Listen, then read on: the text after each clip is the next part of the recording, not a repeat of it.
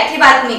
हा देश सक्षम झाला पाहिजे, देशाची सीमा सुरक्षित झाल्या पाहिजे, घटनेचे 371 कलम रद्द झाल्याशिवाय काश्मीर वाचणार नाही, ही प्रेरणा मनामध्ये घेऊन आपण सगळेजण काम केलं पाहिजे। एक छोटा उपाय सांगतो आणि थांबतो। आज रात्री घरी गेल्यानंतर जो खडू भिंतीवर लिहिल्यानंतर पुसलं जाईल, कारण पुसलं नाही तर बायको रागावी, त्या खडूने भिंतीवर एक धनुष्यबाणाचं चिन्ह काढायचं, जसं काही मला जेवढं येतं तसं काढायचं, आणि त्या धनुष्यबाणाच्या खाली द्यायचं की उदयन राजे हरू शकतात, आणि त्या धनुष्यबाणाच्या खाली द्यायचं की उदयन राजे हरू शकतात कंसात किंवा डॅश मी हरवणार, असं लिहायचं। आणि रोज उठल्यानंतर बाहेर पडताना असा बॅच लावायचा। उद्यापासून प्रत्येकाचा बॅच पाहिजे आपल्या शरीरात। मी अक्षरशः शर्ट घालण्यापूर्वी हे 2 बॅच लावतो। त्यामुळे तिथे लिहायचं धनुष्यबाण उदयन राजे हरू शकतात, मी त्यांना हरवणार आहे। या वाक्याचं मनामध्ये एकदा स्मरण करायचं, बघा कशी एनर्जी येते।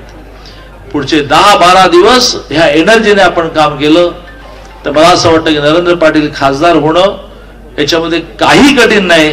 अरे बारामती पाडतोय आपण, आपल्या सगळ्यांमध्ये रिपोर्ट आलेले असतील।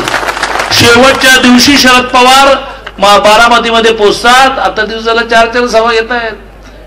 पोरगी आहे ना, त्यामुळे पर्याय नाही। नरेंद्र मोदी साहेबांचा सातारामध्ये परिवर्तन, सातारामध्ये परिवर्तन, उदयनराजेला आपण पाडलं म्हणजे पाडलं।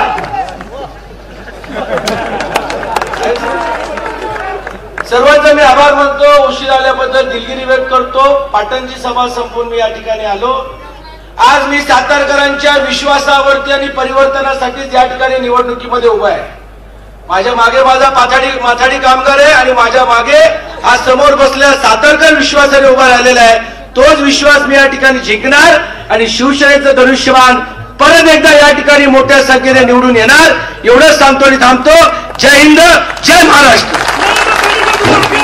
सर्व उपस्थित मान्यवरांचे मनपूर्वक आभार,